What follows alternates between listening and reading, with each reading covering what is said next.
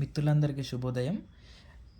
మనకు 1 నుంచి 10వ తరగతి తెలుగు పాఠ్య పుస్తకాలు ఈరోజుతో పూర్తి కాబోతున్నాయి. మీరు చూస్తే 1 నుంచి 5వ తరగతి పాఠ్య పుస్తకాలను జాబిలి అనే పేరుతోటి, 6, 7, 8 తరగతుల పుస్తకాలను నవవసంతం అనే పేరుతోటి, 9, 10 తరగతులకు చెందినటువంటి తెలుగు పాఠ్య పుస్తకాలను సింగిడి అనే పేరుతోటి పిలుస్తున్నారు.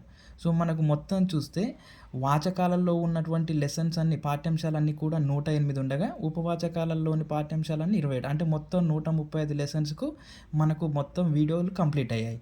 సో ఈరోజు మనము సింగిడి అనే పాఠ్యాంశాలలో గల ఏ ప్రక్రియకు చెంది ఉన్నాయో ఆ పాఠ్యాంశాలనే చూద్దాం. సో చూస్తే శతక మధురిమకు 2 పాఠ్యాంశాలు చెంది ఉన్నాయి.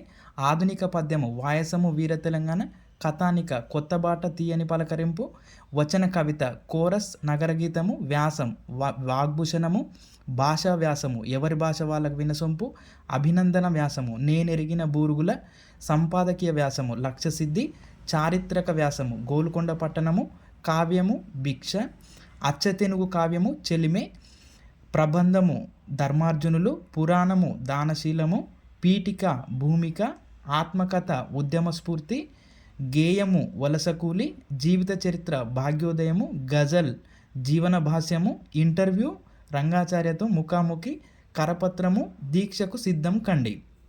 అంటే ఇవి 9, 10 తరగతులలో ఉన్నటువంటి పాఠ్యాంశాలు. అవి ఏ ప్రక్రియకు చెంది ఉన్నాయనే అంశం. సో ఇప్పుడు మనం 9వ తరగతి ఉపవాచకం చూస్తే S3 K2G అని గుర్తుపెట్టుకుంటే, S3లో అంటే ఎస్ మీద మనకు ముగ్గురు వ్యక్తులను ఇచ్చారు.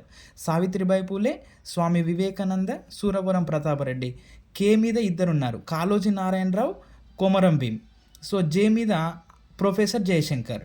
తర్వాత ఇది 9th క్లాస్ ఉపవాచకంలో ఉన్నటువంటి పాఠ్యాంశాలు.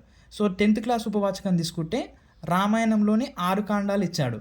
సో రామాయణంలోని కాండాలు తీసుకుంటే బాలకాండం, అయోధ్యకాండం, అరణ్యకాండం, కిష్కింధకాండం, సుందరకాండం, యుద్ధకాండం. రామాయణానికి గల ఇతర పేర్లు సీతాయాం చరితం మహత్, పౌలస్త్య వధ, ఆది కావ్యం అనే పేర్లు కలవు.